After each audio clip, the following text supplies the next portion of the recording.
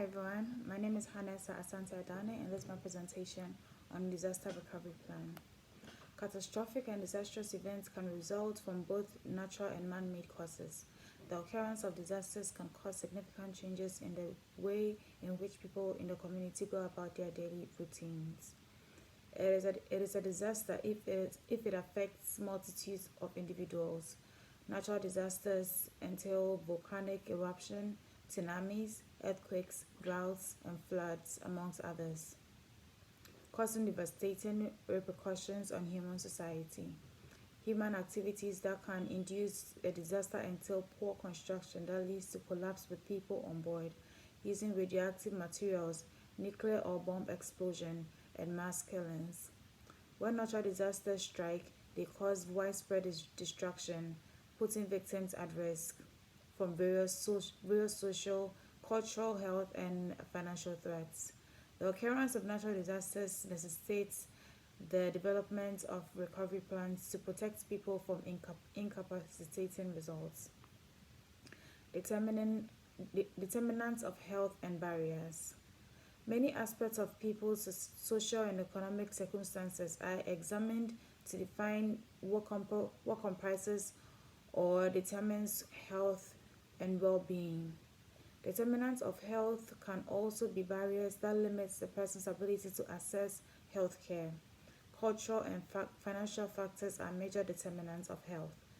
An individual's financial position will dictate the kind of service they will obtain or access while trying to improve health while trying to improve their health. People with a strong financial base tend to acquire more or quality health services compared to people with little financial or economic income. Cultural aspects affect an individual's care since some culture forbids the use of certain medications or therapeutic interventions.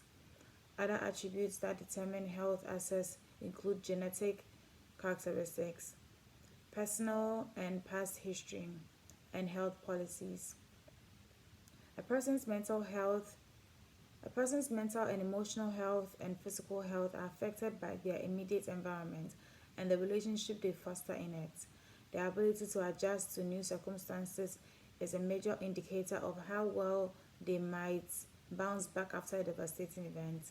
The degree of safety, the ability to recover from catastrophic and the overall well-being of people in disaster-stricken areas are all significantly impacted by the education, wealth, and cultural norms of the local population.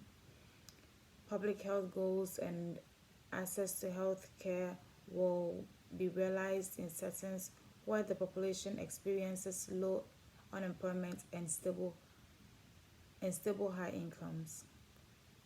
Disaster recovery plan.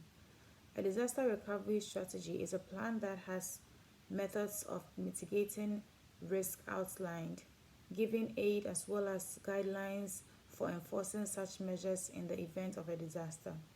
In addition, the recovery plan specifies how to undertake operations after a catastrophic event.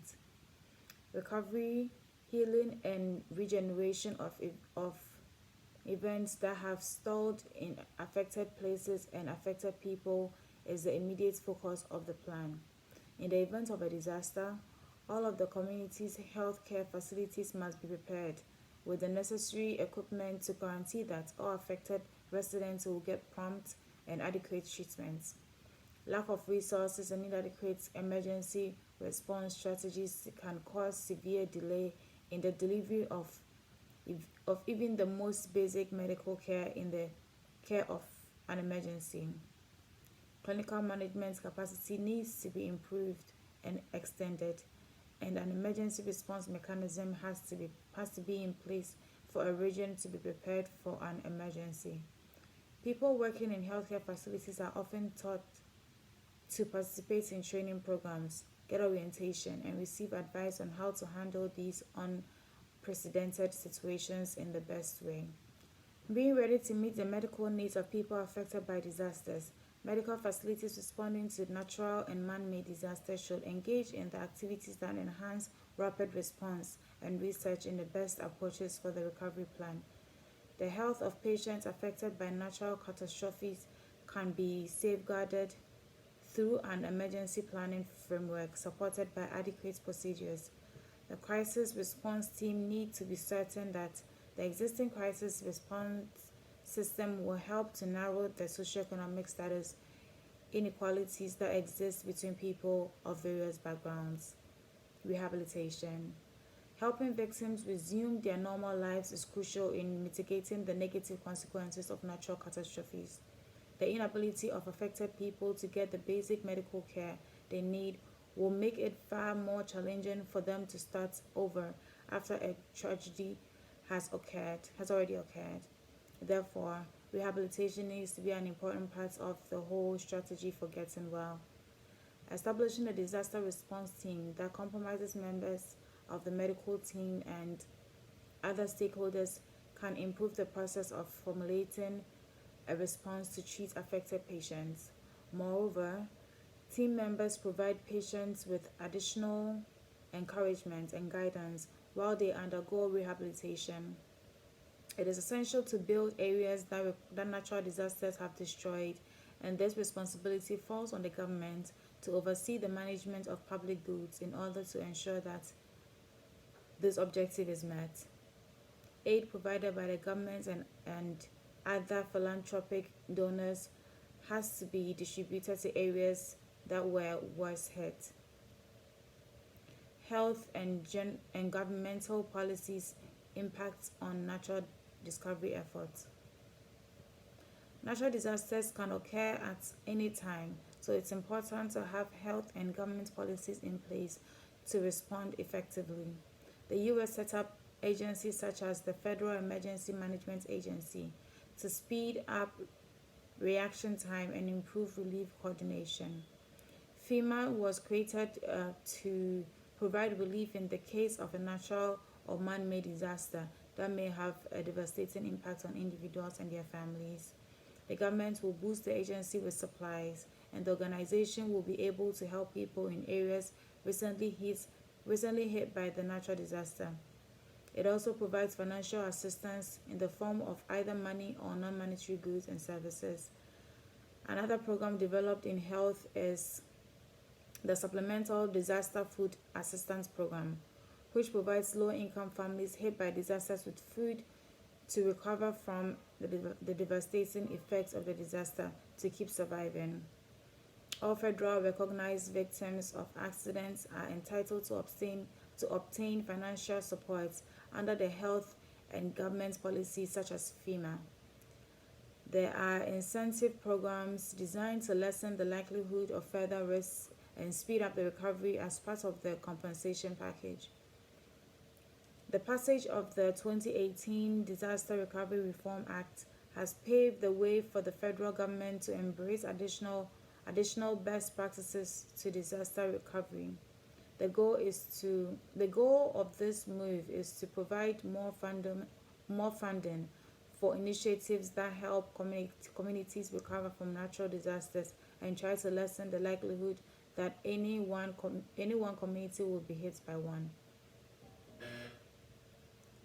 Communication. Lack of communication between the departments responsible for disaster recovery is the main obstacle that prevents work from being carried out appropriately across the various facilities during disaster recovery and plan formation. The provision of the greatest quality of care and the quickest response time in the case of an emergency is dependent on clear channels of communication between parties involved in the process of maintaining coordination and management. The affected people will have their condition deteriorate severely without a predefined structure or set of emergency procedures to follow. Providing clinical educators with easy to understand and implemented instruction is a crucial part of the rehabilitation approach.